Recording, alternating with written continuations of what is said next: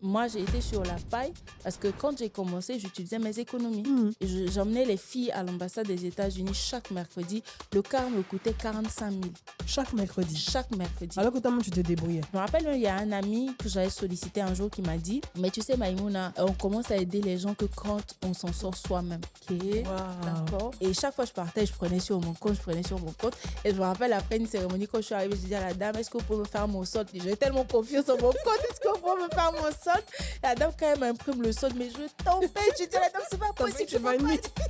Je me dis, mais madame connaît. Chaque fois, tu viens chercher 45 000, 50 000, 50 000. Et quand elle me sort le truc, je dis, oh là, c'est chaud.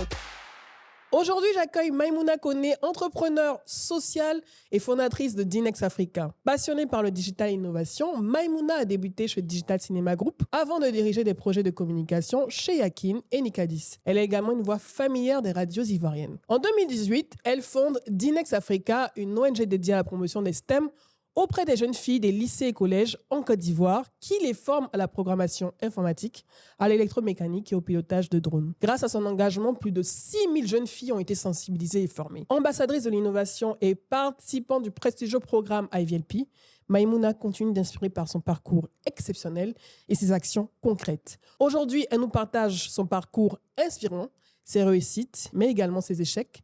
Et ça démarre maintenant.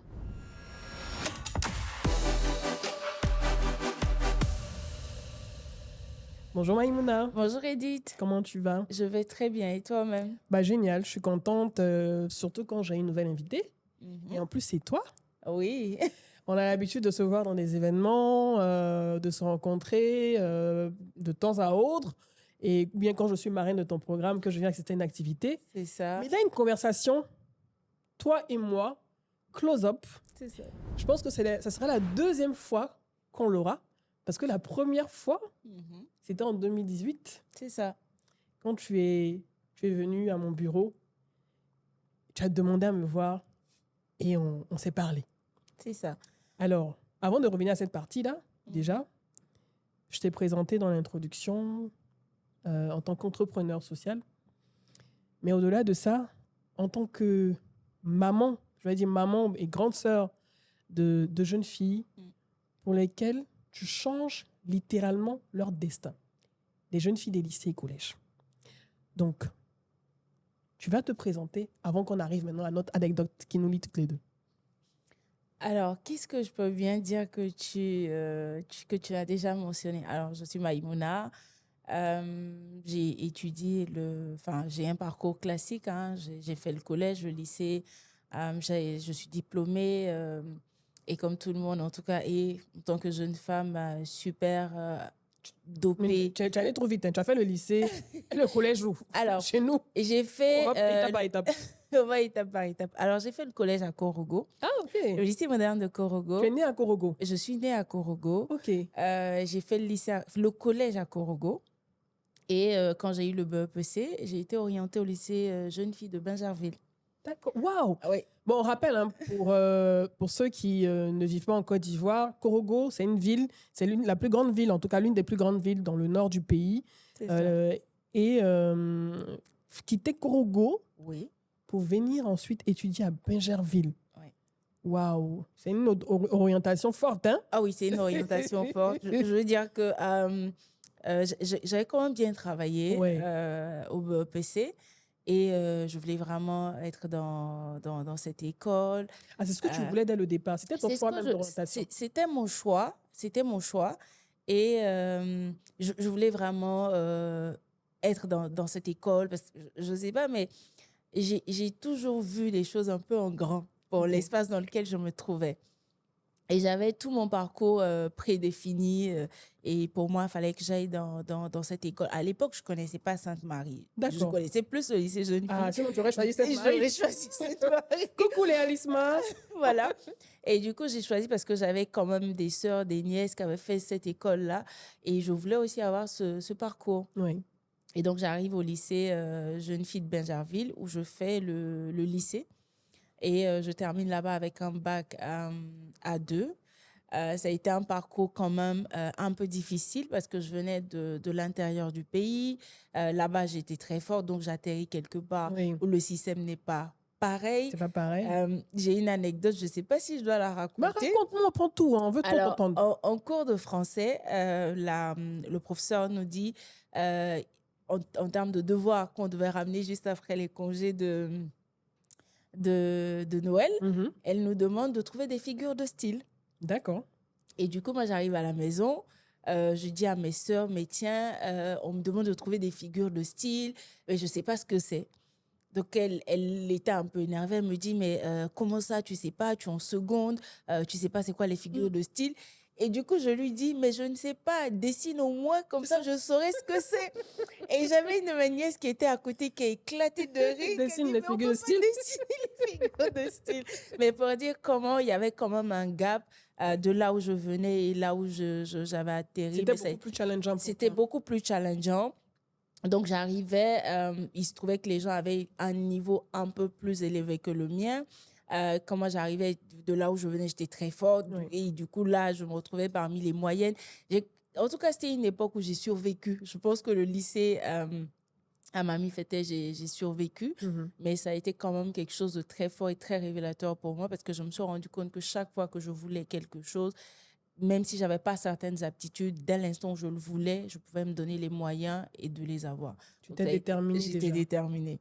Ouais. Et tu t'en sors. Et au-delà de tout, hein, le parcours universitaire et tout ça, comme je l'ai dit, de la même manière que ça a été challengeant pour toi, toi, en retour, depuis quelques années, depuis 6 ans, tu accompagnes, tu coaches, donc grâce à ton programme d'Inex Africa, qui est la contraction de Dynamique et Excellente d'Afrique, C'est ça.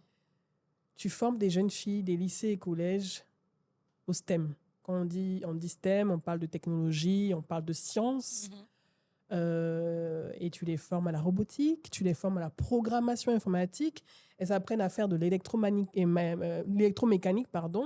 Elles apprennent à créer des capteurs. Bref, moi, j'ai vu des choses, des créations que ces jeunes filles qui ont une moyenne d'âge entre 10, 11 ans jusqu'à 16, 17 ans, j'ai vu des choses et j'étais émerveillée. Ça, c'est grâce à toi et à toute ton équipe que tu as su mettre en exergue, que tu as su développer en fait au fil de ces années. Comment on en vient, je vais dire à ton si jeune âge, à décider déjà de se lancer dans le monde associatif et à dédier, on va dire, sa vie à l'amélioration et à la recherche d'excellence pour tirer vers le haut ses petites sœurs. Comment on en vient? Alors, je pense qu'il y a plusieurs facteurs qui pourraient expliquer. Et même moi encore, je continue à explorer. Parce que à la base, je me suis dit, j'ai envie de contribuer. À l'époque, je pense que j'avais travaillé pour plusieurs groupes, mais les choses n'étaient pas comme je le souhaitais. Et j'avais décidé de prendre une année sabbatique. Et je me suis dit, bah, tiens... L'année sabbatique, c'était après ton bac? Non, parce que moi, j'ai eu le bac en 2010. Ok, d'accord. J'ai travaillé 4 ans après le bac. Donc, à partir de 2018, j'ai commencé à travailler. Mais avant ça, quand j'étais à l'université, je faisais ce qu'on appelait les petits gombos. J'étais hôtesse d'accueil. J'étais modèle photo. Donc, je faisais des pubs, des clips. Des petits jobs, en tout cas, pour avoir un peu d'argent pour avoir et un tout peu ça. d'argent parce que je me disais, je ne veux pas, pour certains besoins, demander quelque chose. Donc, tout ça aussi, ça... Enfin, il y avait le caractère que j'avais, mais tout ça aussi a renforcé le caractère que j'ai, mon indépendance vis-à-vis de certaines choses. Et donc, en 2014, que je commence à travailler. Et puis, au bout de 4 ans, c'était pas comme je voulais. Parce que là, tu travaillais comme quoi, coordinatrice de projet. Alors, au début, j'étais assistante. Assistante, ok. Mais encore là, il y a une toute autre histoire. Parce que parce qu'à l'époque, enfin pas à l'époque, celui qui est le directeur de Digital Cinema Group, c'est un ami, c'est un grand frère. Donc, on a commencé notre relation parce que j'étais modèle photo. Et après, on a commencé à discuter et je lui disais toujours combien j'étais passionnée par la politique et comment je voulais étudier la science politique. D'accord. Et du coup, je lui disais, bah, tiens, moi, je vais commencer à travailler et je vais économiser et je vais aller faire Sciences Po Paris. Mais j'avais la vision, j'avais la volonté, mais je n'avais pas le plan qui allait avec. Parce qu'au bout de 4 ans, je me rends compte que les économies, ça peut même pas m'acheter mon billet. Oui, parce que ça finit au jour le jour Au aussi. jour le Il jour, y a parce des urgences et tout ça. Merci. Et c'est pas suffisant. Et c'était même pas planifié parce que Oui. bon, tu gagnes de l'argent, mais tu ne te dis pas quand je gagne 100 000, je mets 25 000 de côté. Est-ce que les 25 000, sur combien de temps tu les mettras de Pour côté? arriver à Sciences Po Paris. Merci. Et il y avait tout ça qui était là. Et du coup, au bout des 4 ans, j'étais un peu déçue de comment certaines choses s'étaient passées, mais également la relation que j'avais avec le secteur de l'emploi, c'était pas forcément ce que je voulais. Je savais que j'avais certaines aptitudes. Je me suis dit, bon, je prends un peu de recul. Même si je travaille sur des projets, c'est pour me faire de l'argent de manière précise, mais je prends le temps de me recentrer sur moi-même, de savoir ce que je veux. Et puis, c'est à ce moment, je me dis, mais tu vas pas passer 1 an à rester à la maison parce qu'à l'époque, je ne savais pas ce que c'était que la formation continue, sinon Oui. j'aurais fait ça. C'est ça. Et je me suis dit, tu vas pas faire 1 an à rester là comme ça. Et comme je bouge beaucoup, au bout d'1 semaine, je m'ennuyais déjà. Et là, je me suis dit, mais tiens, tu as toujours voulu faire des choses et tu attends toujours que ce soit un politique ou machin, parce qu'il y a quand même des déceptions qu'il y a à ces niveaux, que ce soit de part ou d'autre. Tu soutiens des gens en te disant, quand ils vont arriver, voici des améliorations qu'ils vont faire dans le secteur éducatif, dans le secteur de la santé. Mais finalement, quand les gens sont élus, que ce soit députés, maires ou quoi au caisse, Comment tu soutenais qui là? moi, je soutenais une go de Cocody, là. Vraiment, c'était mon... Je me battais littéralement sur les réseaux. Et puis tu as été déçue. J'ai été quand même un peu déçue. Oh là là. Mais après, je me suis dit, bon, ben, C'est les gens, les politiciens les aussi, gens ont hein. leurs agendas. Toi, tu veux faire sciences politiques. Les politiciens déçoivent en général. Un peu quand même. Mais je pense que ce que j'ai compris avec du recul, c'est qu'il y a l'agenda qu'on a avant, il y a celui qu'on a après. C'est ça. Et puis après aussi, tu te dis, mais les gens ne sont pas dans ta tête. Ouais. Donc, ce que tu veux réaliser, ce n'est pas forcément ce qu'eux, ils ont envie de réaliser. Ils ne sont pas dans ta tête, ils ne savent pas. Et donc, du coup, là, un soir, je prends l'ordi de ma soeur, parce que je n'avais même pas d'ordi à l'époque. Parce que comme elle a fait génie civil, elle a eu la chance, on lui a acheté un ordi. Donc, je prends son ordi, je m'assois, j'écris le projet. Et quand je l'ai écrit, je me baladais un peu, je montrais aux gens, est-ce que vous voulez pas lire? Et c'est comme ça que j'ai écrit à Sandrine Roland, qui me connaissait ni d'Adam ni d'Ève aussi. Et Sandrine m'a reçue, on a discuté autour. Après, j'ai présenté ça à une journaliste qui s'appelle Dominique Mobio, qui a relu, qui m'a dit, mais c'est excellent ce que tu fais. Et c'est là où j'ai commencé à te harceler entre griffes sur Instagram. Et du coup, je recevais les messages. et par pur hasard, un soir, j'ai reçu un message où tu me disais, mais tiens, tu peux passer au bureau à Mbadon et tout. Et je me suis dit, oh là, ok. Je pense que le premier jour, j'étais tremblotante. Je me disais, faut pas la décevoir. Que tu étais tremblotante. Ben ouais, faut pas la décevoir. Et je pense que quand on a discuté, mais il y a tellement d'ouverture parce que tu m'as dit, mais regarde tel point, regarde ici, il y a ci, ça, ça. Mais ça a été quand même un déclencheur dans tout le processus. Et là, on a commencé à faire les activités. Et quand on a fait la première activité, qui était justement un panel qu'on a fait avec des femmes, Valérie Oka, paix à son âme, qui nous a quittés, Djira Youssouf, mais vraiment beaucoup de personnes qui nous ont accompagnés.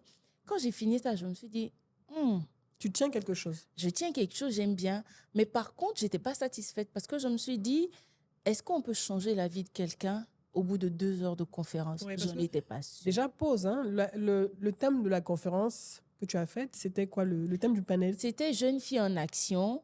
J'ai un peu oublié tout le reste, mais en tout cas, c'était Jeunes filles en action, ou en tout cas, l'idée pour nous, pour moi, en tout cas, c'était de créer un pont entre ces femmes qui ont un parcours, qui ont un vécu de l'expérience, qu'elles puissent le partager aux jeunes filles qui sont là, et que ces jeunes filles-là puissent se projeter à travers des modèles de réussite féminin et se dire, ben, tiens, ces femmes-là sont à un niveau, mais elles sont passées par, un peu comme ma propre histoire, c'est-à-dire qu'il y a des choses par lesquelles je suis passée. Moi, j'ai eu la chance, c'est que depuis que j'étais jeune, je savais ce que je voulais. Oui. Donc, je refusais clairement ce qui n'entrait pas dans le cadre de ça.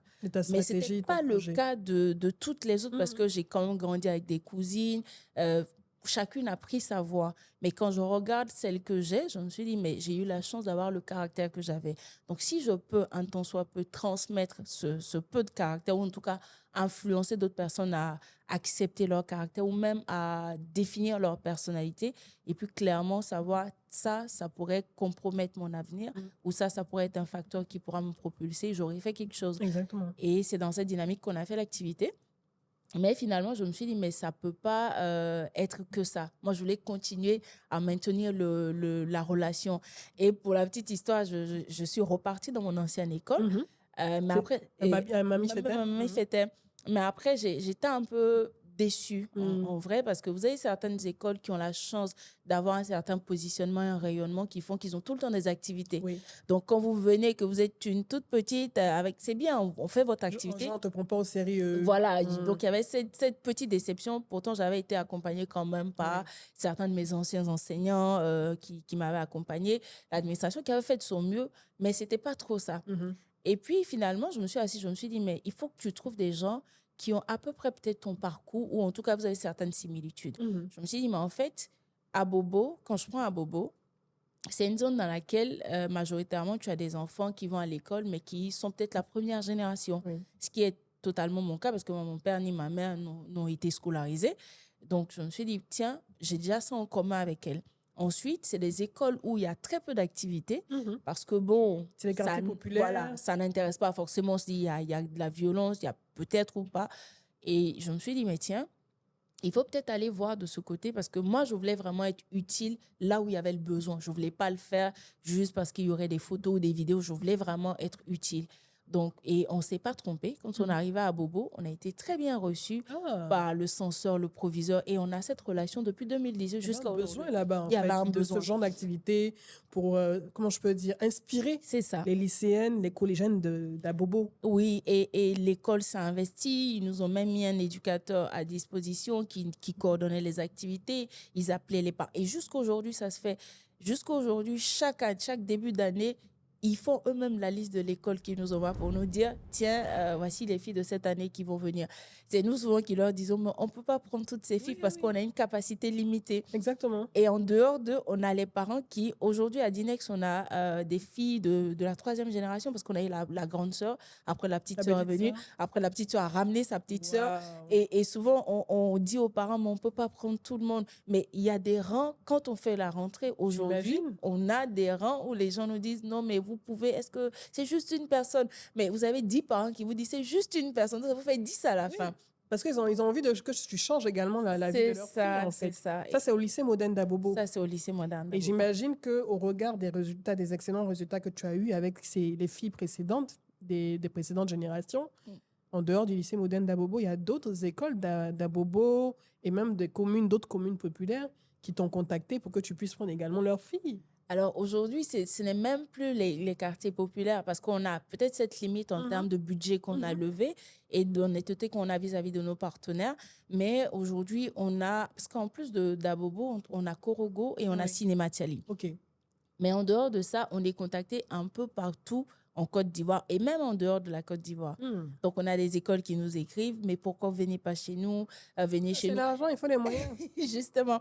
Et maintenant, ce qu'on a décidé de faire pour le STEM Tour, les écoles qui nous contactent, on regarde en fonction des villes et des écoles qui nous ont contactés pour essayer de trouver l'équilibre.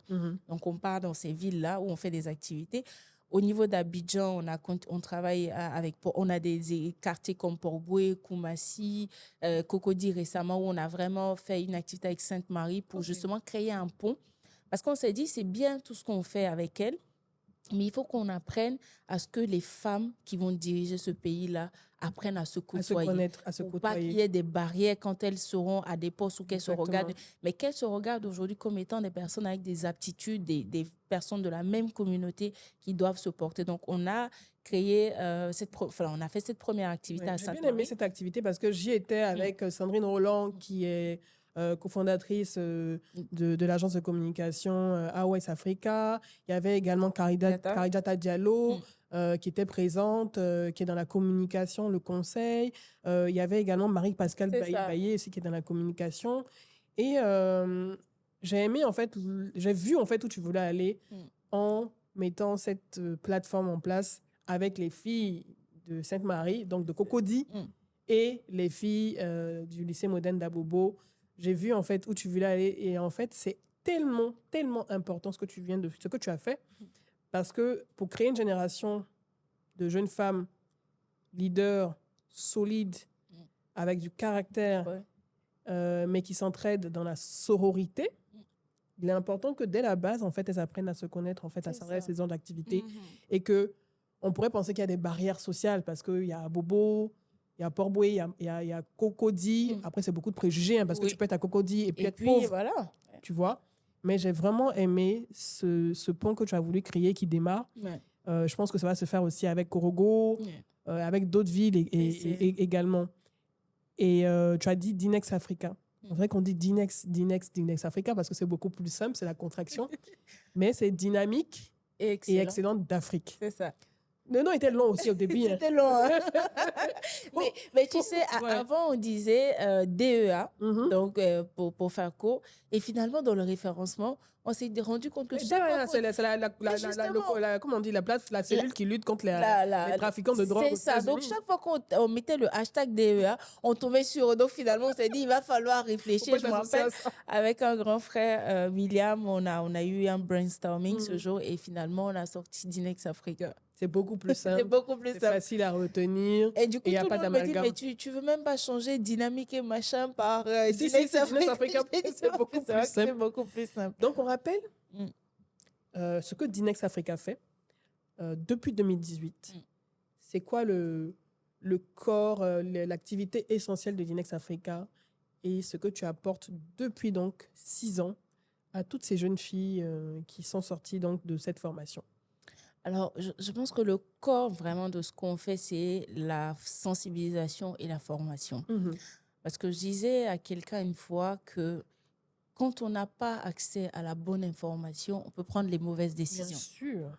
Et le fait qu'on leur apporte la bonne information et l'information qui leur permettent de faire des choix ou de prendre des décisions, on aura fait quelque chose. Donc ça, c'est vraiment l'un des aspects très importants pour nous. Donc, on matérialise avec la sensibilisation. Et je pense que tu as assisté à quelques sessions. Ensuite, on a la formation. Et la formation, c'est vrai que ce n'est pas des formations certifiantes avec lesquelles elles vont aller travailler juste demain, parce que déjà, elles ne sont même pas en âge de travailler. Mais c'est des formations qui leur permettent, de renforcer leur confiance, de leur donner des aptitudes ouvertes sur le monde d'aujourd'hui et de demain. Et puis surtout, des formations qui leur permettent d'influencer leur choix de carrière. Mais en se disant, je peux le faire. Donc, déjà, quand elle est en 5e ou en 4e ou même en seconde, elle sait déjà c'est quoi un data analyst. Elle sait c'est quoi un programmeur. Elle sait c'est quoi un ingénieur en mécanique, un ingénieur.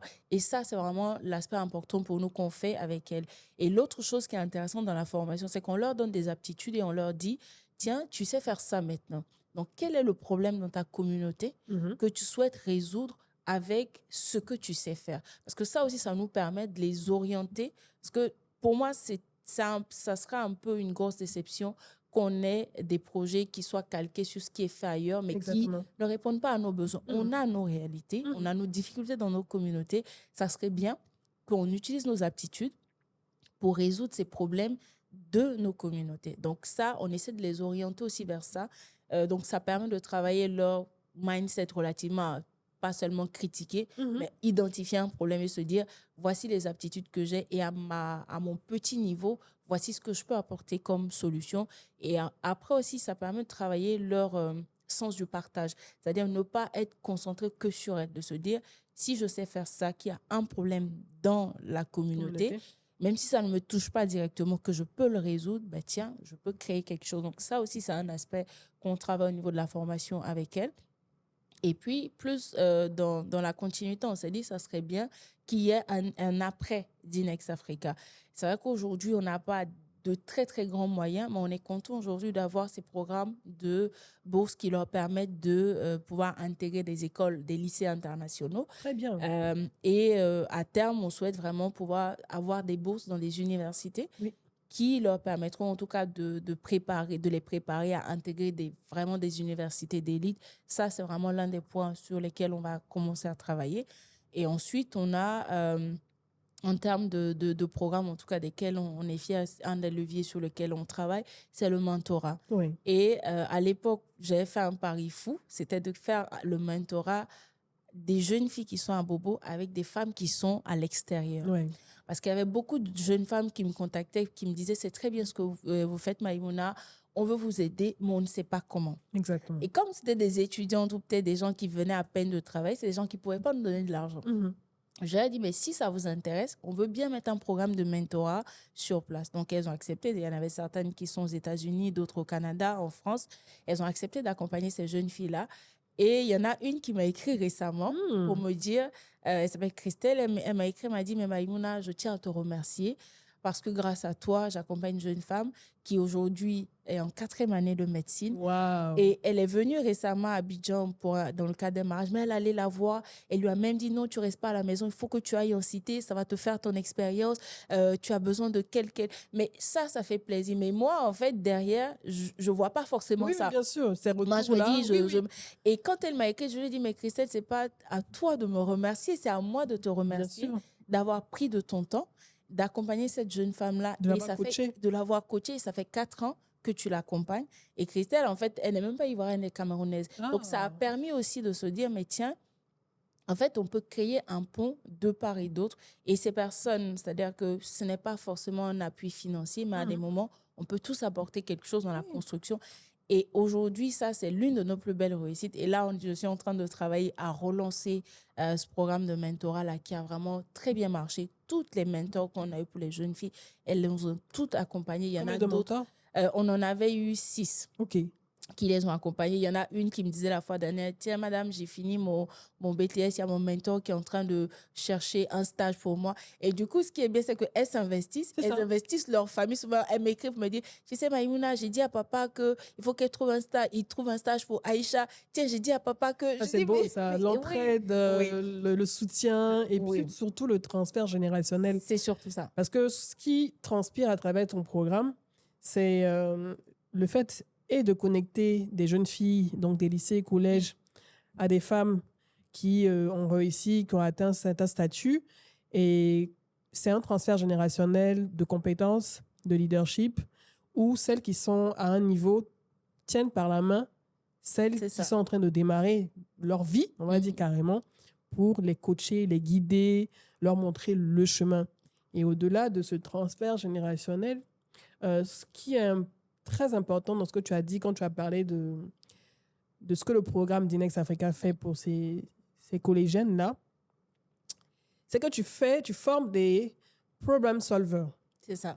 C'est-à-dire qu'on va dire littéralement en français, tu formes des jeunes femmes qui trouvent des solutions, qui ne sont pas là juste pour se plaindre de ce qu'elles vivent ou de ce qu'elles voient autour d'elles, qui disent oui, ce n'est pas possible, ce n'est pas possible.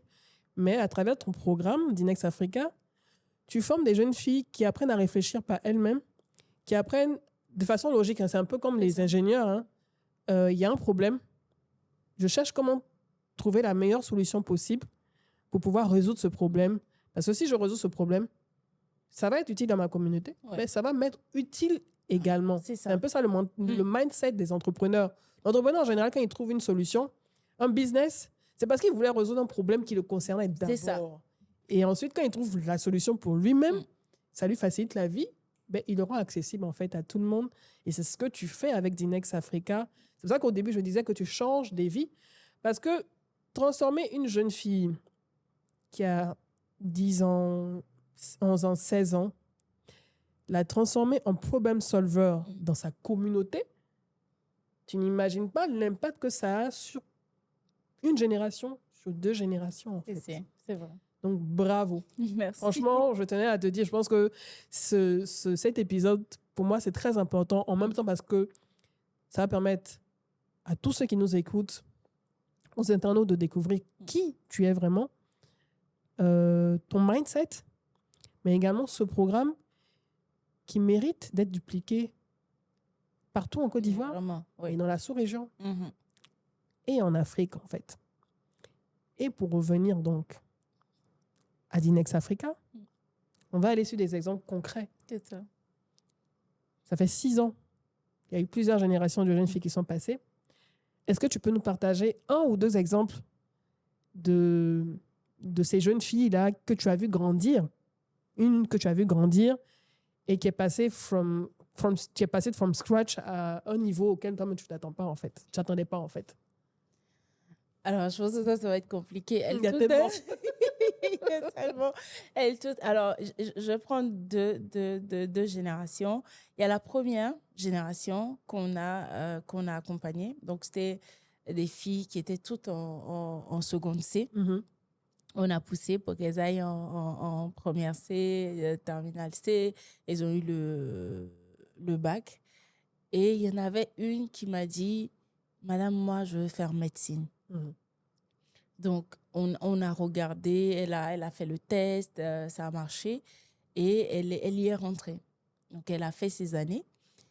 Et il y a eu l'année dernière, j'ai eu mon frère qui était malade Mhm. et on arrive à l'Institut de cardiologie. Je vois, il y a un tout petit corps qui me parle dans le dos. Mhm. Madame, s'il vous plaît, on va prendre les constances. Est-ce que vous pourrez sortir? Donc, je me retourne et je vois que c'est elle. C'est pas vrai. Oui, je te La jure. fille que tu as formée, Je là, te qui jure. voulait faire médecine, Je te c'est elle qui est jure. venue consulter ton frère. Je te jure. Et je lui dis, mais Muriel, qu'est-ce que tu fais ici? Elle dit non, on vient, on fait la garde, en journée, on va faire le cours, on revient, on fait les gardes, on repart. Je dis, ah bon? Elle me dit oui. J'ai dit, ok. Waouh. Donc, je sors, elle fait ce qu'elle a à faire. Après, elle prend les résultats. Donc, elle vient, m'explique, voici, par exemple, tel bilan, voici, machin. Et du coup, elle court dans l'hôpital, elle dit à tout le monde, c'est ma tata.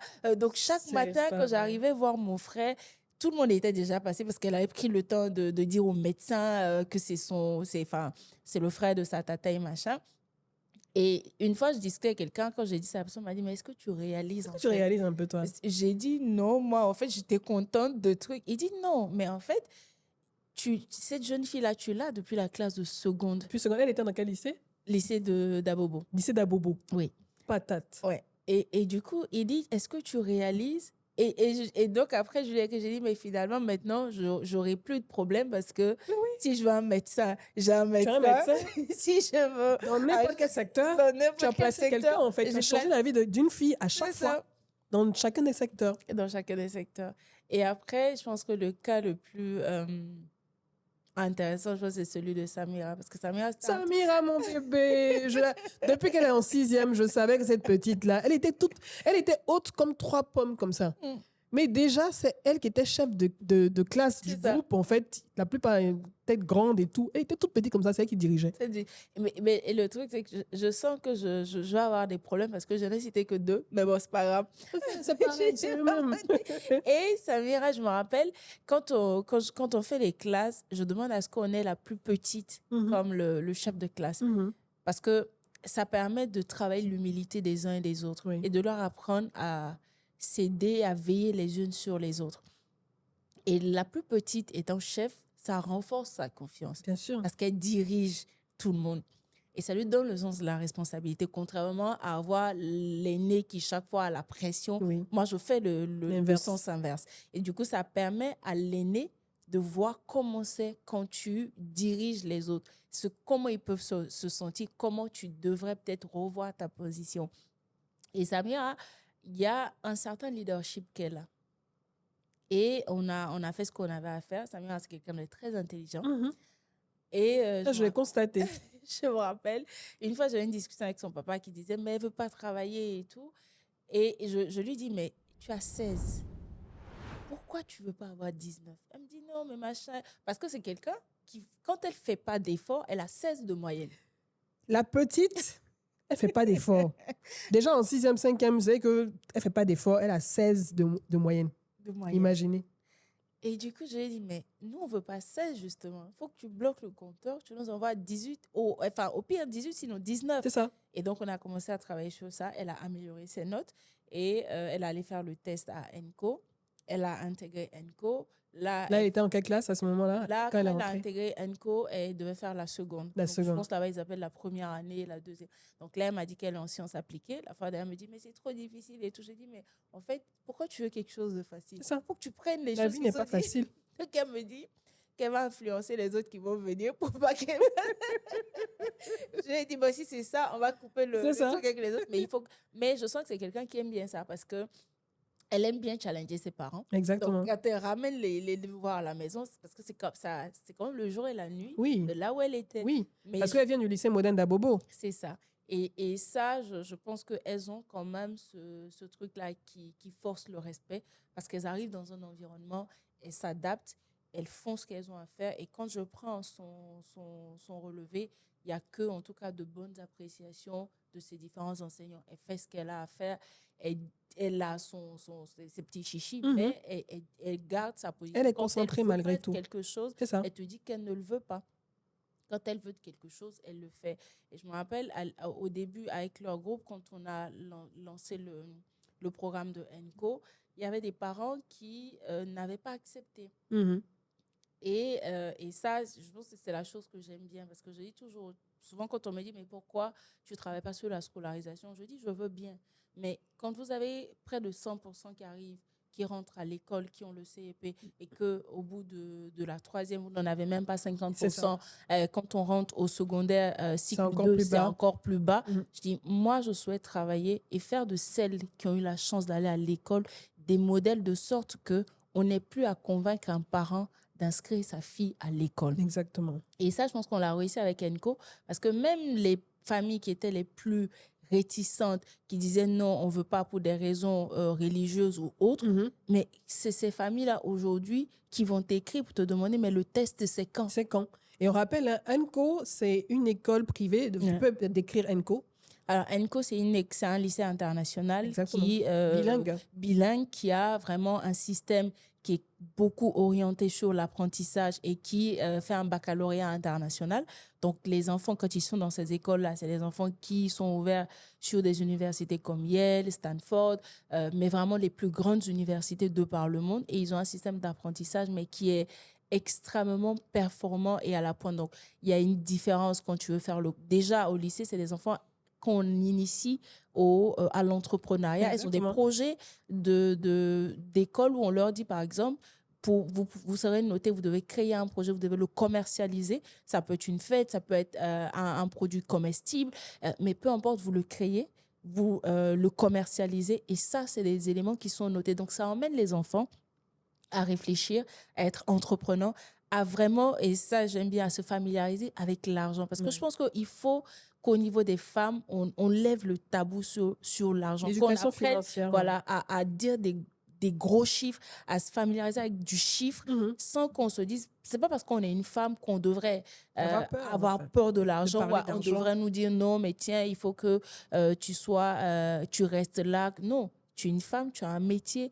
Est-ce qu'il te rapporte de l'argent? Oui, s'il te rapporte de l'argent, tu le fais. Mais dire qu'on nous tienne chaque fois avec ces idées reçues selon lesquelles, vous savez, les femmes, elles sont très loyales, même si tu ne les payes pas, elles vont rester. Moi, je trouve que c'est un biais qu'on essaie de nous, Ce sont des préjugés voilà, qu'on incorpore nous-mêmes. qu'on incorpore, mais qu'on nous donne juste pour nous garder tranquillement. Parce que celui qui part, parce qu'il a une offre meilleure, on ne lui a jamais jeté la pierre. On dit toujours, ah oui, c'est les hommes, ils partent. Mais est-ce qu'on peut faire cette société-là sans argent? Est-ce qu'on peut se construire sans argent? C'est ça. C'est un élément important parmi tant d'autres. Donc, je pense que c'est très intéressant qu'on les familiarise avec cette quête-là pour qu'elles puissent savoir demain si elles veulent travailler en entreprise ou elles veulent faire de l'entrepreneuriat, mais les initier très tôt à ça et qu'elles sachent comment tout ça est structuré. Je pense que c'est très intéressant. Et ENCO, c'est une école bilingue, pareil comme IBSA également, Oui. qui a le même format, le même curricula, où on apprend aux enfants à réfléchir par eux-mêmes. On leur met également des bribes d'entrepreneuriat pour qu'ils apprennent également à créer quelque chose, à développer cet esprit de leadership, de business, mais également à mieux connaître et leur histoire C'est ça. et à se poser des bonnes questions, en fait. Donc, c'est vrai, il y a le système ivoirien, mais c'est vrai que dans ces écoles, il y en a aussi beaucoup plus d'ouverture sur des écoles internationales où tu peux apprendre de là-bas et revenir implémenter ici dans ton pays plus tard quand tu finis tes études. Tu as parlé des parents. Parce que pour pouvoir avoir des jeunes filles qui viennent à ton programme les mercredis quand il n'y a pas cours, ou peut-être les samedis quand il n'y a pas cours, il faut que les parents soient d'accord. Et forcément, ça a dû être un frein quand tu as démarré Dinex Africa en 2018 dans la commune d'Abobo, où beaucoup de jeunes filles n'ont pas forcément la possibilité de se projeter après la 3e ou même en 6e, où peut-être on va te dire tu vas faire un peu d'études, mais après, bon, il faut penser à la famille, peut-être que tu vas te marier ou ce genre de choses. Quels sont les préjugés auxquels tu as dû être confronté et les difficultés auxquelles tu as dû être confronté face aux parents, à certains parents qui n'étaient pas très chauds pour que tu coaches leur fille à la robotique, à l'électromécanique et au STEM en général? Alors, je pense que c'est un peu nuancé. J'ai eu plus de problèmes Mhm. avec ceux même qui ont un PhD que ceux Mhm. qui n'ont jamais mis les pieds à l'école. Mhm. Les parents, c'est vrai qu'au début, c'était compliqué pour eux parce qu'ils ne comprenaient pas. Mhm. Et donc, il y en a certains qui étaient habitués au fait que les mercredis après-midi, quand leur fille n'avait pas cours, elle partait les aider à vendre au marché C'est ça. où elle faisait les tâches à la maison. Donc, du coup, avoir la fille qui rentrait, parce qu'avant, on faisait les cours à l'ambassade des États-Unis. Mhm. Donc, le temps de quitter Cocody, arriver à Bobo, souvent, ils Absolument. arrivaient à 21h. Avec les embouteillages. À 21h, elles avaient cours le lendemain. Et je Waouh. me rappelle, les jeudis, elles avaient devoir de mathématiques. Waouh. Donc, elle devait rentrer tard, réviser. Donc, du coup, il y avait la mère, ou en tout cas la famille, n'avait plus cette aide-là. Mhm. Donc, il y avait certains parents qui ne comprenaient pas. Et quand on a fait la cérémonie de graduation, et c'est là où ça a vraiment donné la force, Mhm. La cérémonie de remise des diplômes. de diplôme à Mhm. laquelle tu es venu, justement, on avait Mhm. fait la première édition au Centre culturel Centre d'Abobo. Labobo, ouais. Et quand les parents sont venus, qu'ils ont vu leurs enfants faire la maîtrise de cérémonie, ils ont vu leurs enfants présenter des projets, ils ont vu leurs enfants parler d'informatique. Il y a une maman qui m'a dit, mais Madame Kony, est-ce que vous savez que ce que ma fille fait aujourd'hui en 5e, moi, je l'ai fait quand j'étais en année de BTS. Waouh. Et là, les parents ont commencé à percevoir. Et l'un des moments aussi où ils ont commencé à comprendre ce qu'on faisait, c'est quand les filles ont remporté la compétition de robotique au niveau de l'ambassade. Oui, la première compétition de robotique avec l'ambassade des États-Unis. Et donc, tes filles ont remporté haut la main cette compétition. Si, si. Et donc, quand les parents ont vu tout ce que ça avait créé comme Émulation. émulation, à l'époque, elles avaient été reçues par le maire d'Abobo, Ahmed Bakayoko, paix à son âme. Et là, les parents commençaient à se dire, mais tiens, il y a peut-être quelque chose. Mhm. Et du coup, ça a facilité un peu les choses au niveau des parents qui commençaient à se dire, bon, soit la mère n'était pas trop pour, donc le père devenait notre avocat à la maison, ou soit c'était le père qui avait un peu de réticence, mais la mère devenait, ou soit les deux étaient acquis pardon, à notre Ils cause. étaient rassurés maintenant. Ils étaient rassurés maintenant. Donc ça, c'est des éléments qui ont joué, qui ont facilité les choses. Mais ce qui reste difficile, c'est plutôt ceux, par exemple, qui ont un certain niveau. Les intellectuels. Les là. intellectuels à qui il faut expliquer. Il y a certains qui m'ont même demandé, mais est-ce que la robotique, ça fait manger quelqu'un? Il y en a d'autres qui m'ont dit... Waouh, en 2024 là? Ah ouais, et il y en a, j'ai eu une expérience dans un établissement, ou en tout, enfin, quelque part. Quelle commune? Je dirais pas la commune. Faut nous inspirer comme les Je communes, dirais pas la c'est les commune. intellectuels, Bon, en tout bordel. cas, c'est Abidjan. Mhm. Et je pense qu'il y a un responsable qui m'a dit, mais à la fin, qu'est-ce que vous voulez? Parce qu'avec ce que vous faites, vous voulez prendre la place des hommes. Finalement, nous, on va rien avoir à faire. Vous voulez tellement faire comme les hommes. Ouais, et vous voulez tellement faire comme les hommes que maintenant, vous leur ressemblez physiquement avec des épaules carrées. Et du coup, je regarde mes épaules. Moi, j'ai les épaules carrées. T'as les épaules carrées, ma chérie? Tu veux devenir un homme? Je regarde N'importe mes quoi. épaules et je me dis, mais en fait, ce gars, il est censé conduire un lycée. Ah, c'était un responsable de lycée. C'est un responsable. J'ai dit, mais il est censé conduire un lycée et il parle comme ça. Et il va plus loin. Il me dit, moi, j'ai dit à ma fille, hein, elle me rendra fière que quand elle me ramènera un homme à la maison, c'est pas vos diplômes là. J'ai dit, OK. Je dis, en tout cas, je comprends votre position. Je vous remercie de m'avoir reçu. Est-ce qu'on pourra continuer à travailler? Non, mais il n'y a pas de problème. Vous voyez avec telle personne. Je dis, OK. Ma bouche est Mais ouverte comme ça. ouais. Et quand je suis sortie de là, je me suis dit, OK. Il y a du travail. Hein? Il y a du travail. Entre ça et les promesses non tenues, les engagements que les gens prennent qui ne respectent pas, le nombre de fois où les gens se sont engagés sur des choses et du coup, vous prenez une position vis-à-vis des filles et qui ne respectent pas. Mais il y a eu des moments quand même assez compliqués. Tu as voulu abandonner. Hein? Oui, tu rentres chez toi, le soir, tu te dis... Mais en fait, il y avait une phrase que j'aimais bien, c'était « Mais Maïmouna, qui t'a envoyé ?» Pourquoi tu veux te battre pour les autres, les enfants des autres? Oui, et du coup, mais après, quand j'avais ces moments que je me rappelle de leur visage, je me dis, bon, c'est pas grave, c'était pour elle que je le fais. Tant que j'aurai la force, je le ferai.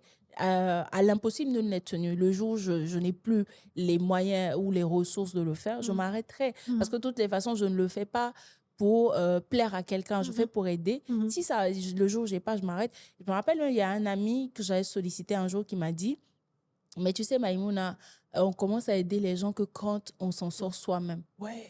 J'ai dit, OK, Wow. d'accord. est-ce que tu es philanthrope? Est-ce que tu as reçu un héritage? Parce que moi, je ne comprends pas ce que tu es en train de faire. Qu'est-ce que tu veux prouver? Je dis non, je veux juste t'aider. Ça, Si c'est tu une peux. mentalité Ouais. de oulala. Mais même, il y a des gens qui me disent souvent que, tiens, ça ne tient pas ton affaire là. Depuis quand on peut prendre son argent? Parce que j'ai dit à certains, je dis, moi, j'ai été sur la paille parce que quand j'ai commencé, j'utilisais mes économies. Et j'emmenais les filles à l'ambassade des États-Unis chaque mercredi. Le quart me coûtait 45 000 Chaque mercredi. chaque mercredi. Alors que toi, tu te débrouillais. Alors que moi-même, je me débrouillais. Et chaque fois que je partais, je prenais sur mon compte, je prenais sur mon compte. Et je me rappelle, après une cérémonie, quand je suis arrivée, je dis à la dame, est-ce que vous pouvez me faire mon solde? J'ai tellement confiance en mon compte, est-ce que vous pouvez me faire mon solde? La dame, quand même, imprime le solde, mais je tempête. Je dis à la dame, c'est pas possible. Je peux pas. Je dis à la dame, mais c'est pas possible, je peux pas avoir ça. La dame dit, mais madame connaît. Chaque fois, tu viens chercher 45 000, 50 000, 50 000, 50 000. Et quand elle me sort le truc, je dis, oh là, c'est chaud. Donc, comme d'habitude, j'appelle Tony. J'ai dit, Tony, t'as pas un gombo là-bas? Il dit, OK, il y a tel. Tony, c'est qui? Le responsable digital. Okay. Donc, il dit, non, mais tiens, il y a telle campagne, il y a ceci. Je dis, OK, donc je travaille 2 jours. Je fais une campagne de pub et tout. Je travaille, donc je récupère, je reviens, je fais le truc. Tu finances les... Parce que finalement, c'est un peu, et je dis souvent, je ne sais pas si c'est positif, mais c'est un peu comme une drogue pour moi. C'est ça. Donc, je vais, je cherche, je reviens. Et là, après, finalement, de fil en aiguille, je rencontre quelqu'un de génial qui s'appelle René, qui me dit, mais tiens, moi, j'ai envie de t'aider, mais il faut qu'on restructure tout ça. Et ça, c'était l'un des points aussi, en tant qu'ONG, qu'on ne regarde pas. Parce qu'on se dit, je le finance moi-même, de toutes les façons, ce n'est pas une entreprise. Tenir sur la durée. Donc, tu n'as pas de comptabilité, tu n'as rien. Et le gars, il m'a dit, mais c'est très bien ce que tu fais, mais il faut qu'on restructure tout ça. Parce que comment tu peux lever des fonds si tu n'as pas cette comptabilité, avec lui, vraiment, on commence cet aspect professionnel de Dinex, on restructure tout. Parce qu'avant ça, on avait quand même des chic data, Manon, qui poussaient, Corinne, Ormond au niveau de la BRV. Mais vraiment, il y avait quelques femmes qui poussaient. Donc, on avait des 1 million, même toi, avec Huawei, on avait des 1 million qui tombaient de part et d'autre, mais comprenez, mais ça durable, mais ça va vite. Ouais, ça finit vite. Ça finit vite parce qu'il faut acheter le matériel, il faut faire des choses, donc ça part très vite. Enfin, quand les gens ils sont là, ils se disent, je disais à quelqu'un, parce que récemment on a organisé la compétition de la First Lego League, il y avait quelqu'un qui avait discuté avec nous, qui voulait nous accompagner, après on lui a donné le montant, il a rechigné et tout. J'ai dit à la personne, mais est-ce que vous savez que dans cette compétition, on n'a pas mis moins de 15 millions? Parce que ne serait-ce que le matériel, on a plus de 5 millions. Mais souvent, quand les gens voient, ils se disent, mais c'est un petit truc, non, donnez-lui 200 000, 1 million, c'est trop, qu'est-ce qu'ils vont en faire? Je dis, mais l'éducation, ça coûte beaucoup. Coûte cher. Et surtout, quand tu veux bien faire les choses, ça coûte énormément. Et donc, il y a quand même eu tous ces trucs. Mais moi, ce qui m'a vraiment touchée, c'est les engagements non tenus. Parce que il y a beaucoup de gens qui ont pris des engagements vis-à-vis de nous, qui ne les ont pas tenus. Ils n'étaient pas obligés de les prendre, mais ils les prennent. Quand ils ne les tiennent pas, que ça se limite là, comme ça va. Mais quand tu pars à des réunions que les gens te disent, si X a dit qu'il va faire ça, on le connaît tous. C'est ça. Soit il a fait, on s'engage avec toi. Non, c'est X a dit il va le faire. C'est ça. Soit il a fait, ou il va le faire. Mais donc, dans la mesure où il a fait, ça veut dire que j'ai détourné les fonds. Parce que c'est ça. Ah, lui, il a dit que lui, il a fait. Non, alors lui, il te dit, par exemple, mais on a vu Edith te dire tout à l'heure qu'elle va te donner 50 millions. On connaît Edith. Si Edith l'a dit, c'est qu'Edith l'a fait. Alors que moi, je suis là, je n'ai pas reçu d'argent. Donc, du coup, tu te retrouves dans une situation où certaines expositions même deviennent dangereuses pour toi. Parce qu'on se dit que tu as les moyens, tu as du financement. Tu as du financement, on te voit X ou Y, Z, mais il y en a certains, c'est juste pour les photos qu'ils viennent nous voir, pas plus. Ils font les photos, ils prennent des engagements, mais après les photos, quand ils finissent. Ils font du personal branding avec toi. Et du coup, mais donc on a quand même eu ces moments-là, mais de l'autre, tout est pas quand même aussi noir, parce qu'en même temps qu'on avait ces personnes, on a eu la chance aussi d'avoir des personnes sérieuses, des personnes comme toi, comme René, comme Nabou, Sandrine. Et des entreprises maintenant qui t'accompagnent. Et des entreprises. Mais tout ça, c'est des mises en relation parce que de la même manière que toi, tu nous as pris, tu nous envoyais à Huawei, c'est de cette même manière que René a facilité avec Alliance. C'est vrai que Delphine, aujourd'hui, c'est mon mentor, c'est une femme qui m'accompagne. Mais ça, il a fallu que quelqu'un nous mette en relation. Aujourd'hui, on travaille avec le patronat des femmes en Allemagne et j'y ai fait une semaine récemment. Ah, génial. Mais c'est parce que quelqu'un a bien vu en moi un potentiel. Et c'est ça qui est un peu décevant parce que tu te dis, enfin, quand est-ce que ton pays même va se dire, peut-être il faut qu'on investisse, même s'ils décident de ne pas investir en toi, mais qu'ils se disent, mais tiens, il y a telle chose qui est en train d'être faite, ça produit des résultats, il faut qu'on le fasse. Parce qu'on a certains dirigeants qui, tu me croiras pas, mais c'est des Maliens qui leur disent, mais vous savez, il y a une jeune femme chez vous qui s'appelle Maïmouna, c'est des Sénégalais qui leur disent, c'est des Américains qui leur disent, mais monsieur le ministre, vous savez, il y a une jeune femme, elle s'appelle Maïmouna, voici ce qu'elle fait, machin, machin et tout. Et ce dernier qui t'écrit, qui te dit, ah mais tiens, j'ai vu telle autorité de chez vous, je lui ai parlé de toi, il m'a dit qu'il va t'appeler, mais c'est un appel n'a pas reçu de jamais. mais quand le gars, il te dit, moi, je me mets à sourire.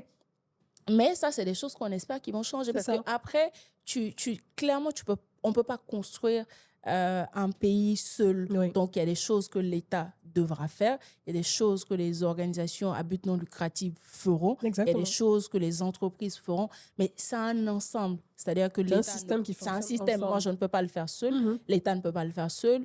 Les entreprises privées ne peuvent pas le faire seul. Mais il y a une chose qui est sûre. On a un point de notre histoire où il faut qu'on construise notre pays, il faut qu'on construise la prochaine génération. Il faut que chacun y mette du sien. Et à un moment, il faut que certains discours dépassent le conventionnel, le diplomatique, la politique, et que ce soit concret, que ce soit accompagné de mesures sérieuses et qu'on donne l'opportunité à des gens qui savent le faire, de le faire. Ça aussi, c'est quand même des choses qu'on rencontre. C'est un peu frustrant d'entendre les gens te dire peut-être qu'il faut que tu ailles dans un autre pays, peut-être à ce moment on sera fiers de toi. Ça me laisse un peu... Et ça arrive à beaucoup d'entrepreneurs ici, qui veut dire qui sont dans l'innovation, qui ont des innovations concrètes, qui peuvent changer la vie des Ivoiriens.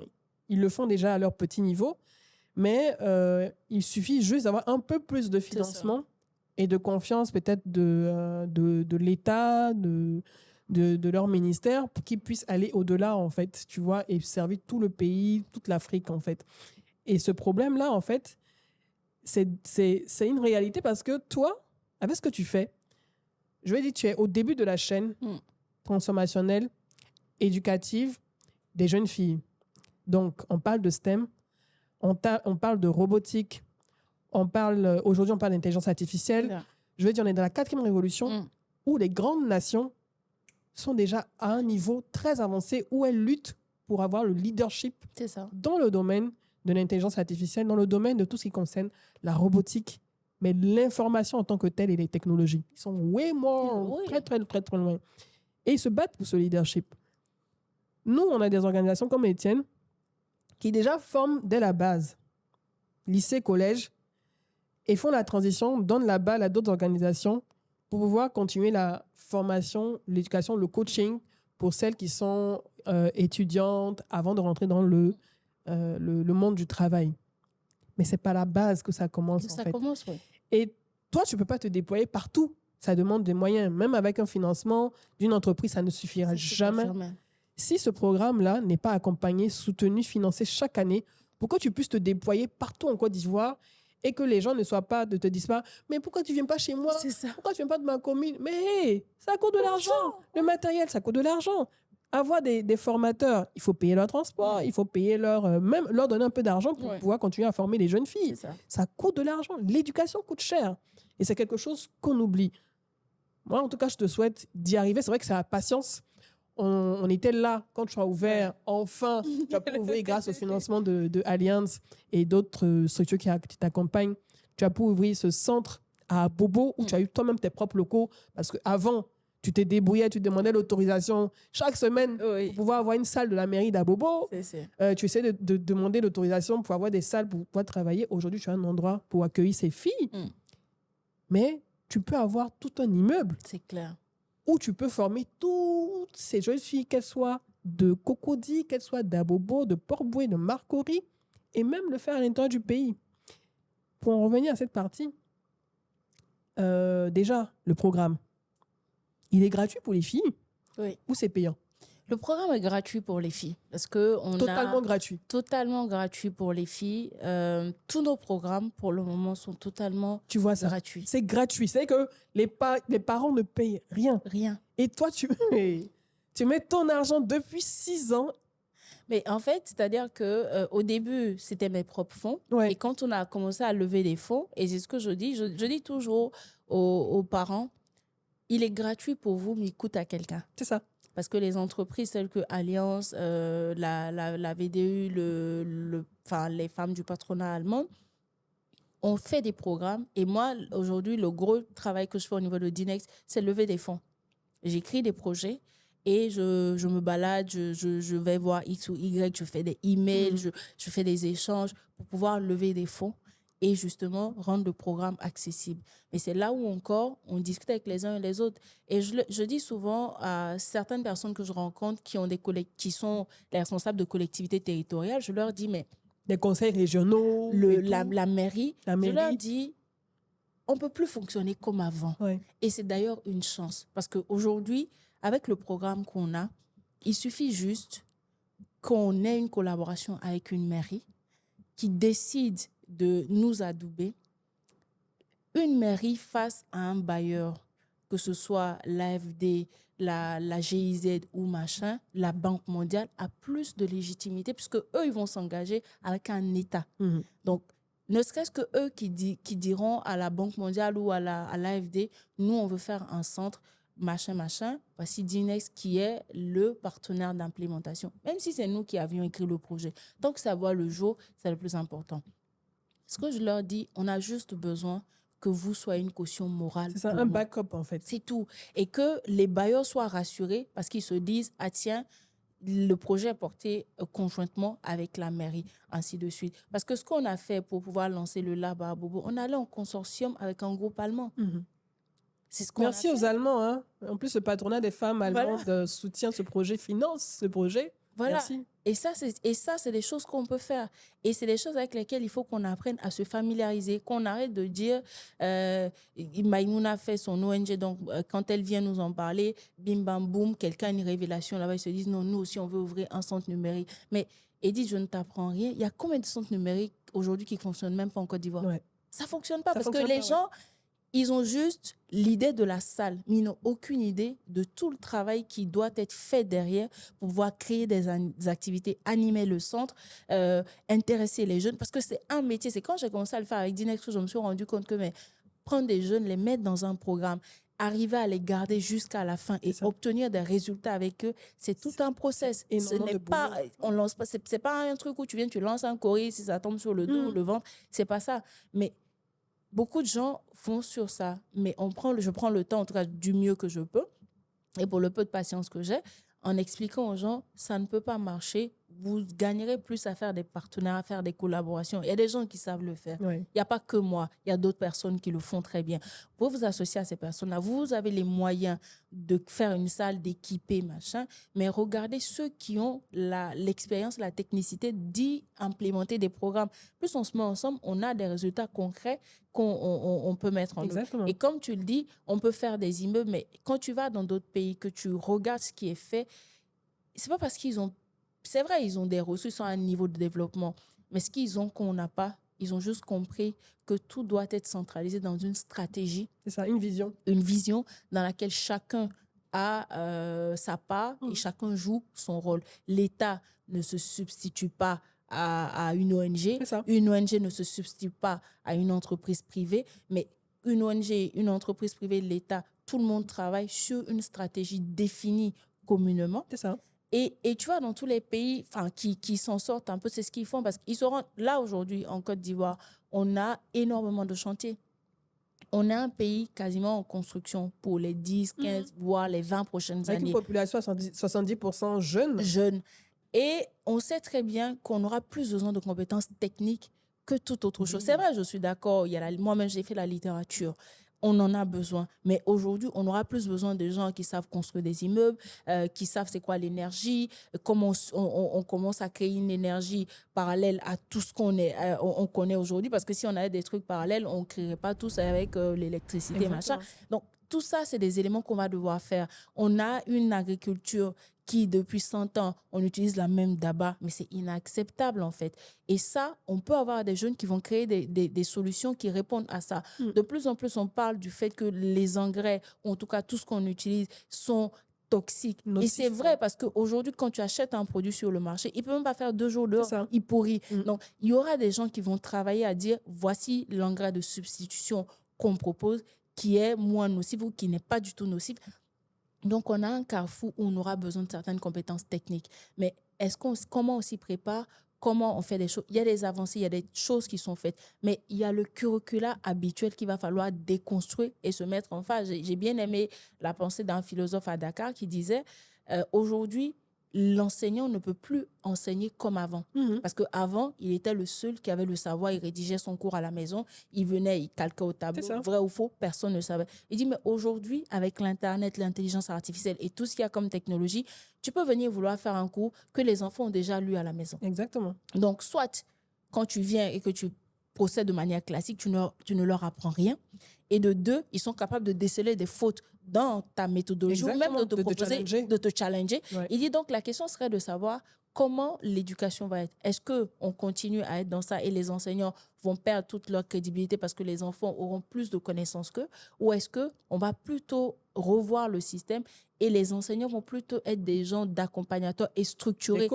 Des coachs. Des mentors. Merci. Parce qu'on en parle de plus en plus avec l'avènement de l'intelligence artificielle pour le grand public.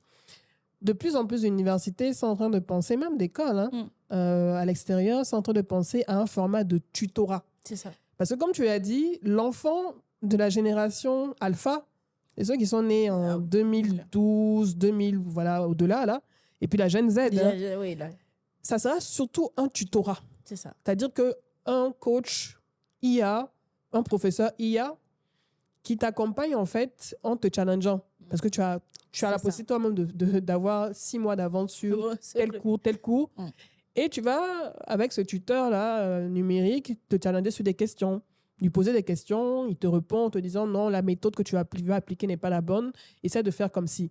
Mais le top-down classique qu'on a toujours connu dans l'enseignement classique, où ça vient d'en haut, le professeur, il a toute la science infuse et il te la donne et tu ne peux pas le contredire. C'est fini. C'est fini. Et comme tu le dis, on est à un carrefour où il faut complètement repenser le système éducatif comme on le connaît. C'est pour ça que certains parents peut-être préfèrent des écoles avec un système différent, beaucoup plus ouvert, moins poussiéreux, on va dire, où les enfants sont challengés dès le départ à réfléchir par eux-mêmes et ne pas juste être dans du boileau. Ils prennent, ils avalent, et après, quand ils sont sur le marché de l'emploi, ils arrivent, ils ne sont pas capables de faire.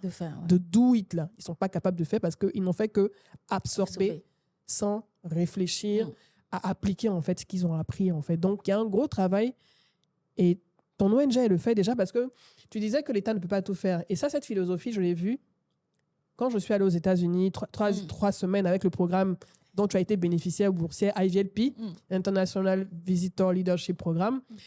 Là-bas, les ONG, l'État sait qu'il ne peut pas tout faire. L'État américain sait qu'il ne peut pas tout faire. Même dans la Constitution, même c'est implémenté dedans, où les ONG sont accompagnées. En fait, on leur donne toute la latitude de pouvoir déployer leur programme, d'être accompagnés, d'être soutenus. Parce que l'État sait qu'il ne peut pas tout faire, donc il s'appuie sur ces ONG-là pour déployer toutes les actions possibles pour accompagner les populations, en fait, dans tous les domaines.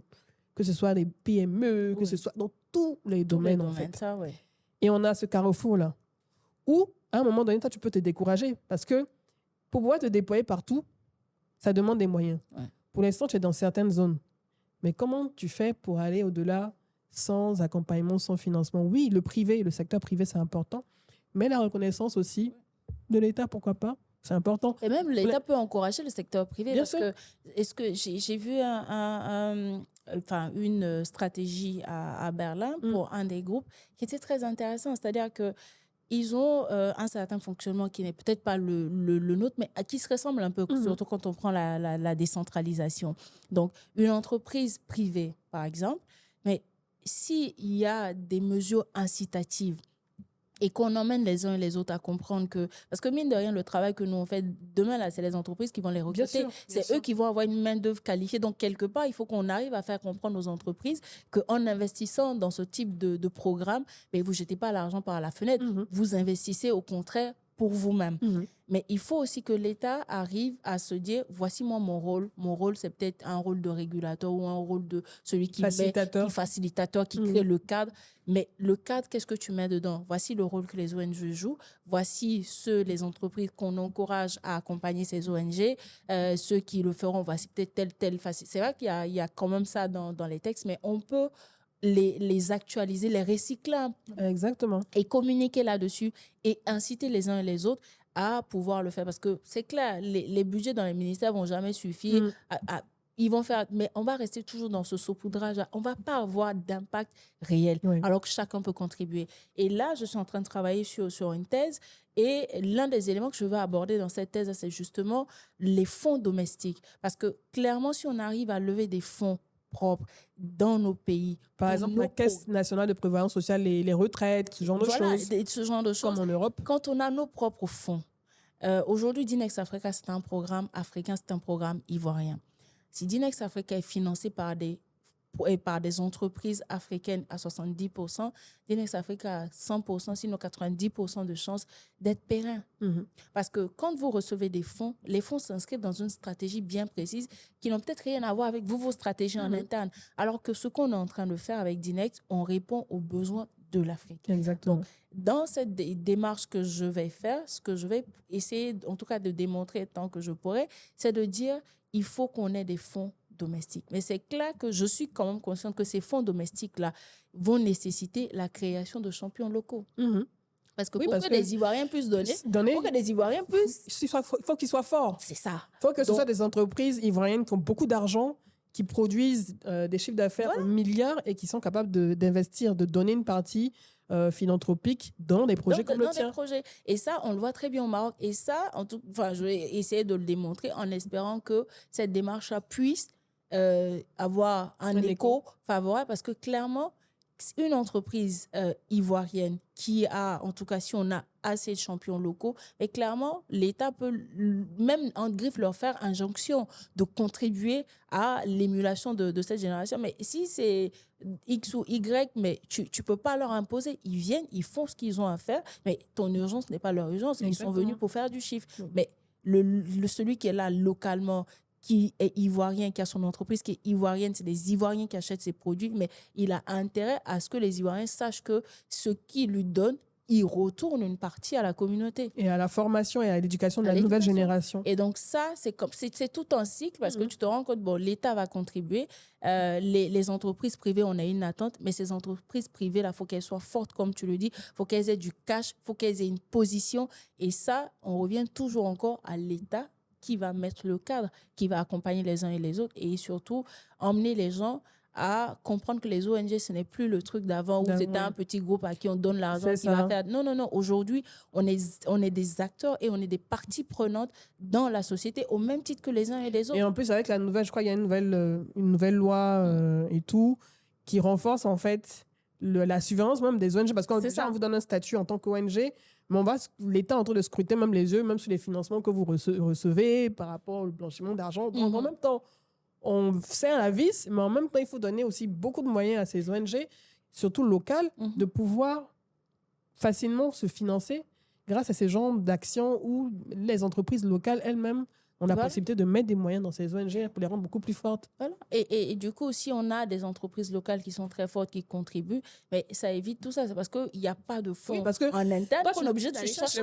Les moyens, c'est l'étranger qui te donne les moyens. Bon, après, tu n'as pas forcément la possibilité, même si tu fais tous les due diligence possibles pour vérifier, mais le gars, il va tellement structurer son activité que tu ne peux même pas savoir que c'est du blanchiment, en fait. Tu peux pas. Oh, si c'est localement que tu as énormément de champions nationaux, comme des rides ici, je salue Stéphane, mon cher Stéphane, ou Maria Diongokan et tout, mais qui sont forts, qui produisent des milliards, mais les mêmes jeunes qui ont des entreprises locales, là, qui sont dans l'agriculture, dans d'autres domaines, mais ils vont dire, mais mon petit bénéfice, là, je vais prendre peut-être 1%, 2% pour injecter dans Dinex Africa, parce qu'elle est en train de former des jeunes que je pourrais employer, qui ont des compétences techniques, pratiques, que je pourrais employer. Et ce sera un cercle, comme on dit, vertueux, en fait. Ouais, c'est ça. Pour en venir, avant de terminer ce magnifique échange, on apprend tellement et j'apprends énormément. J'espère que vous aussi, vous apprenez. N'oubliez pas d'ailleurs de vous abonner à la chaîne Edith Groupe Bleu et de toujours suivre des choses à dire. toi, tu donnes de ton temps, Mm. ta motivation, tu trouves les fonds pour ces jeunes filles. Mais et toi-même? Comment tu vis? Comment tu gagnes? Comment tu te payes? Comment tu gagnes de l'argent? Parce que ouais, tu peux pas juste donner comme ça, mais comment tu vis, toi? Maïmouna, tu es en couple d'ailleurs? Non, pas du tout. Oui, mais si tu me poses la question aussi, hein. Je dis, ah, mais elle est toujours vers les autres et tout. Et j'espère qu'on lui donne de l'amour aussi. Oui, mais c'est vrai parce que je disais une fois à quelqu'un que c'est un peu le malheur qu'on a des profils comme moi parce on ne nous demande jamais si on va bien. Oui. Les gens viennent nous raconter leurs En problèmes. fait, on vient, comment je veux dire? On se sert, on vient Voilà. te servir chez toi. On te demande, Mhm. il faut faire ci, on veut que tu fasses ça. Mais et toi-même, qu'est-ce Et qu'on te donne? Qu'est-ce qu'on te donne? Et souvent même, il y a des fois où quand quelqu'un te dit ça va et que c'est pas un ça va rhétorique, Mhm. c'est vraiment est-ce que ça Oui, va? il veut Like, ça comprendre. te touche parce que tu te dis oh là, ok. Et donc, moi, il y a quelques années, là, il y a 3 ans, Mhm. j'ai repris à travailler en parallèle, mais également on a une structuration au niveau de Dinex qui, là, je suis passée directrice exécutive de Dinex Africa. Yes, directrice Ouais. exécutive. Et je me rappelle, il y a un Allemand, René, un groupe, pas René, des partenaires qui me disaient la même chose. Mhm. Ils m'ont dit, mais comment tu vis, Maïmouna? Ouais, comment tu vis J'ai en dit, fait? non, mais moi, je fais 2 ou 3 trucs, je reviens. Ils m'ont dit, Mhm. ça marche pas avec les fonds qu'on va te donner. Et donc, ils m'ont dit, il faut que tu aies un statut. Il faut qu'il y ait quand même une rétribution que tu aies au niveau de ton Il faut que tu te organisation payes aussi. pour qu'on puisse, nous, avoir un peu un genre de sécurité en se disant, même si demain, il y a des fonds qui disparaissent, qu'on ne se dise pas, mais tiens, c'était quand même évident. Donc, il y a quand même aujourd'hui quelque chose que que j'obtiens avec Dinex qui m'aide à gérer. Et puis, à côté de ça, là, j'ai repris la consultance. Donc, j'ai mon cabinet avec lequel je fais de la consultance en communication et en stratégie. Très bien. Et puis souvent, comme tu sais, hein, dans le milieu, il y a des gens qui vont m'approcher toujours pour des projets de jeunes, soit les rédiger ou les coordonner. Donc, il y a quand même de la consultance que je fais de Donc, tu as part et tu as une d'autre. très bonne compétence Voilà, en rédaction de projets, rédaction de projet, structurant, coordination. coordination. Et je me rappelle, il y a quelqu'un qui m'a contacté une fois pour un projet. Je lui ai dit, mais moi, je ne sais pas faire ça. Il a dit, non, j'ai juste besoin de ta rigueur que tu as Ah avec oui. Dinex. Je veux juste ton label, le Voilà, label Maïmouna, en c'est fait. ce que Et je te paye pour ce pour label. cela.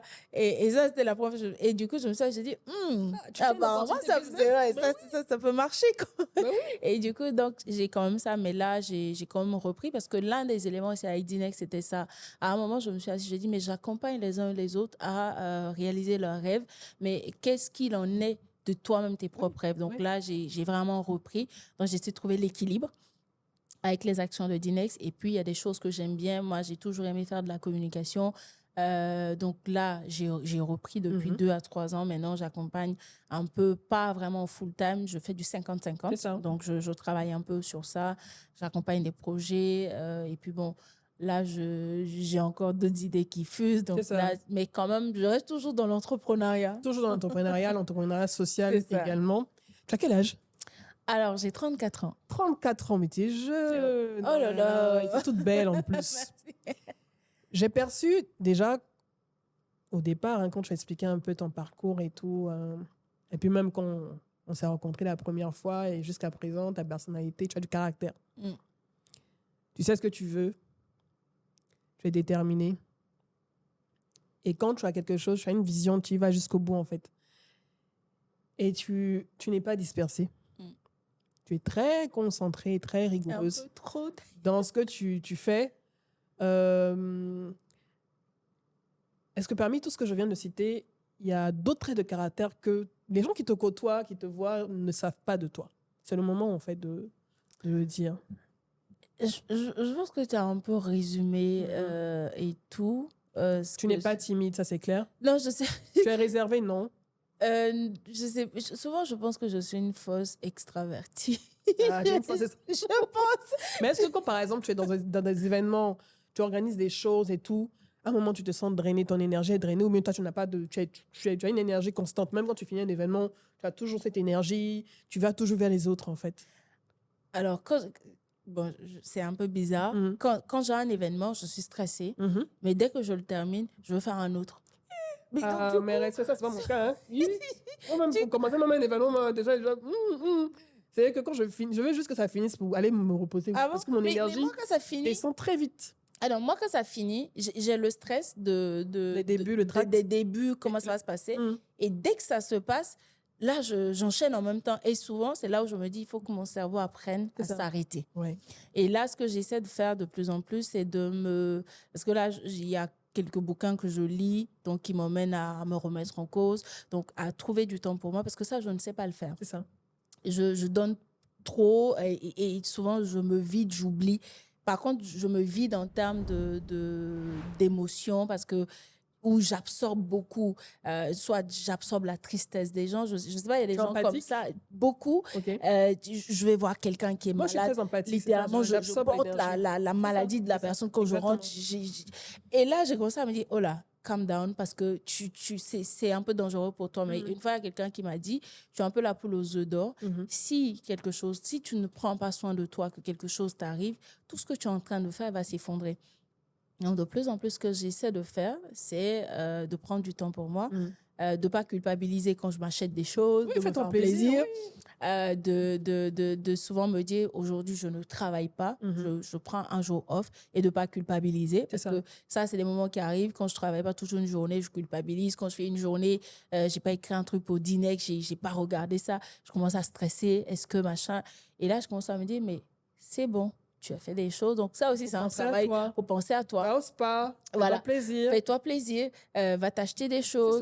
Tu veux sortir un Même si tu week-end. n'as pas de dépensier, fais-toi un peu plaisir. Achète-toi un sac, des choses comme ça. Voilà, sors un week-end. Parce que même ça aussi, tu sors pas. Tu sors pas. Je sors pas. Tu n'es pas là pour faire la fête. Même quand je vais aux fêtes, je m'ennuie très vite. Tu t'ennuies très vite. Tu es dans les fêtes, tu dis, mais c'est la même, ils sont en train de Ils sont en train de faire. Il y a des choses qui attendent. Et du coup, là, je commence à me dire que j'exagère un peu. Ouais.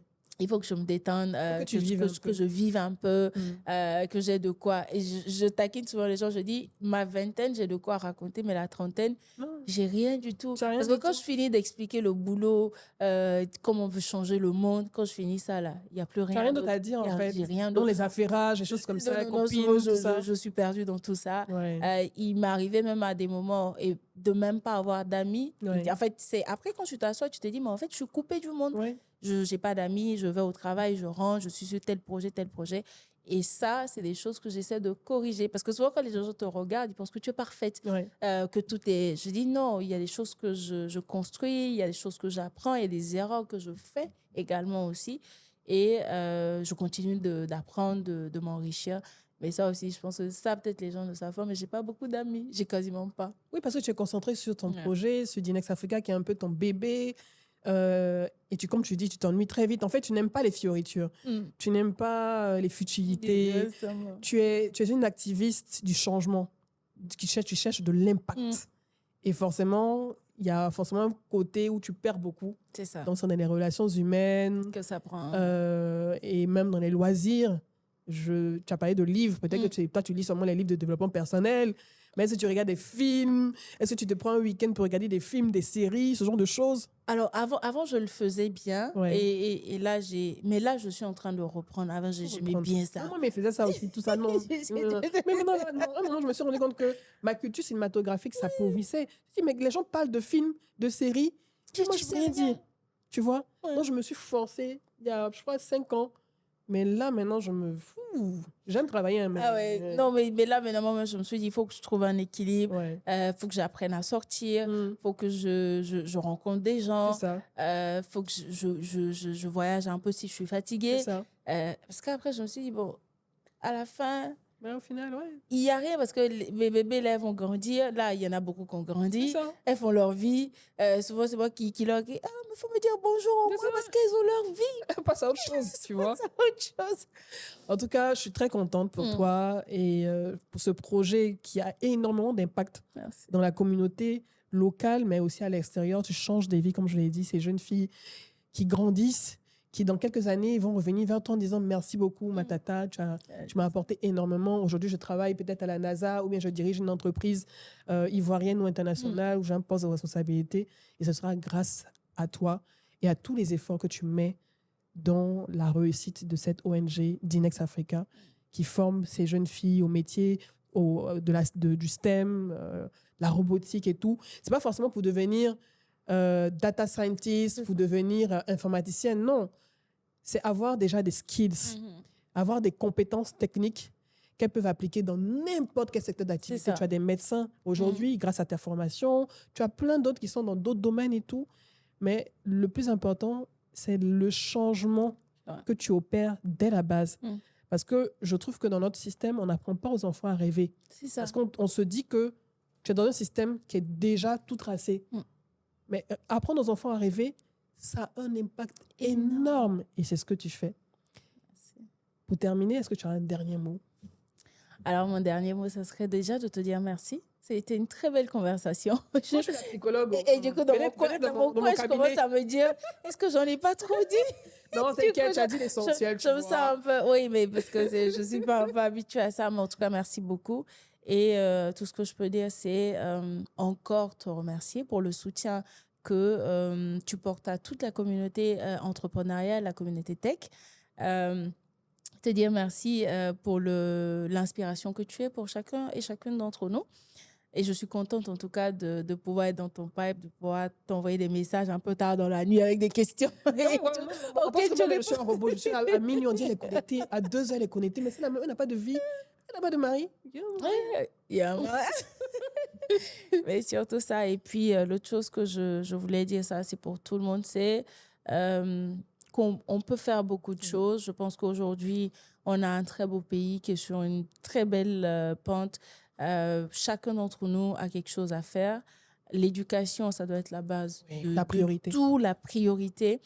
On ne devrait pas attendre que l'État fasse des choses. On ne devrait pas attendre d'être milliardaire. Je pense que c'est mon cas. C'est maintenant que je commence à chercher les milliards d'ailleurs. Les milliards arrivent pour le compte. Donc, on peut quand même faire des choses et le pays a besoin de chacun d'entre nous.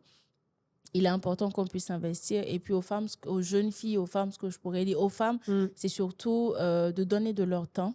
Ça ne sert à rien qu'on crée des choses qui existent déjà. Il faut qu'on apprenne à soutenir, à accompagner l'existant. On peut avoir de l'impact en accompagnant l'existant. On n'a pas besoin de réinventer chaque fois la roue. Et ça, c'est très important. Et une autre génération ne pourra émerger, même si elle a les ressources, mais l'appui, le soutien des devancières est toujours important. Et ça, c'est ce que je voulais dire. Pour les jeunes filles, ce que je pourrais leur dire, c'est vraiment de rêver. Peu importe de là où on vient, vraiment de là où on vient, peu importe. Même quand on est dans un trou noir, il faut qu'on ait quelque part dans un coin de sa tête son rêve, qu'on sache clairement ce qu'on veut. Parce que je pense que je suis qui je suis aujourd'hui parce que depuis très petite, je savais ce que je voulais. Et je sais que même mon père, quand je lui parlais souvent, et je sais qu'il riait, il se disait, mais celle-là, elle a trop mangé ce soir. Elle est trop rassasiée. Elle est trop rassasiée. Et je pense que j'ai été un enfant un peu en griffe, on dirait un enfant un peu à problème. Mais c'est pas ça. C'est-à-dire que j'étais un enfant qui avait du caractère. Et ça, dans nos communautés, les gens ne le perçoivent pas. Ils prennent ça peut-être comme des... Et je savais ce que je voulais. Trop têtue, elle n'écoute pas, elle n'en fait qu'à sa tête. Mais je savais ce que je voulais, je savais ce que je voulais faire.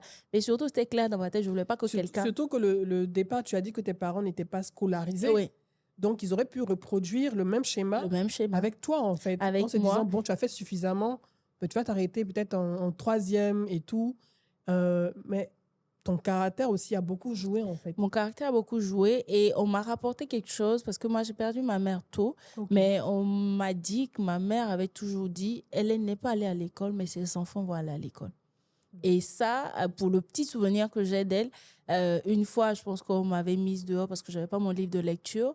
Et quand j'étais allée la voir, mais elle était furieuse. Pourquoi tu n'es pas à l'école, machin? Et je lui ai dit, mais on m'a mise dehors parce que je n'ai pas mon livre de lecture et tout.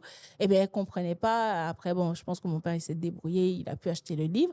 Mais pour dire que c'est quand même on peut avoir la chance d'avoir des parents qui ne sont pas là à l'école, mais qui voient en l'école une opportunité. Parce qu'elle, c'est parce qu'elle était une femme, sinon ses frères sont allés à l'école. Mais dans leur famille, toutes les filles, aucune fille n'est allée à l'école.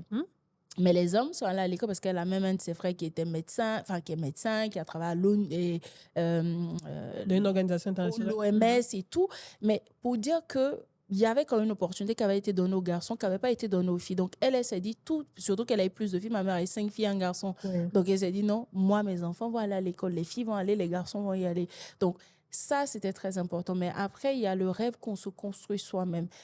Peu importe là où on vient, je pense que je suis l'exemple typique de ce truc-là. J'ai grandi dans un petit coin. Je m'étonnais, mais quand je voyais les Blancs qui ne parlaient pas français, pour moi, quand tu es blanc, tu parlais français. Mais pour dire à quel point j'étais dans un coin où c'était dans un un petit culte, monde, en fait, à dans un gogo. petit monde. Mais quand je regardais chaque fois les journalistes de TV5, je me disais, ah non, moi, je veux cette vie-là. Et donc, chaque fois, dans un coin de ma tête, je me disais, je sais ce que je veux. Il y a des difficultés par lesquelles je suis passée, il y a des doutes, que ce soit à l'école, dans l'environnement immédiat. Mais ça, c'était clair dans ma tête. Je savais que je voulais être quelqu'un. Et ma sœur, je pense que le jour où tu la rencontreras, tu te diras ça. Mais j'ai toujours dit à ma sœur, tu diras aux gens un jour que tu me connais et on te dira c'est faux.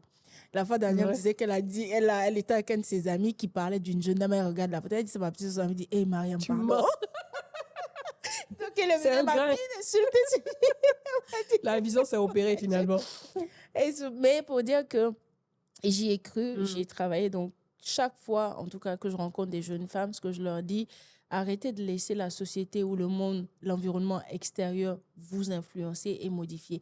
Prenez ça comme une situation, mais comme un élément qui vous propulse. C'est-à-dire que je suis dans une difficulté, je regarde cette difficulté en me disant, c'est ça que je n'ai pas envie de vivre. Donc, comme je ne veux pas vivre ça, je me donne les moyens pour être à un niveau où je ne vivrai pas ça. Et bon, j'espère que ça a été un peu clair parce que c'est dans ma tête.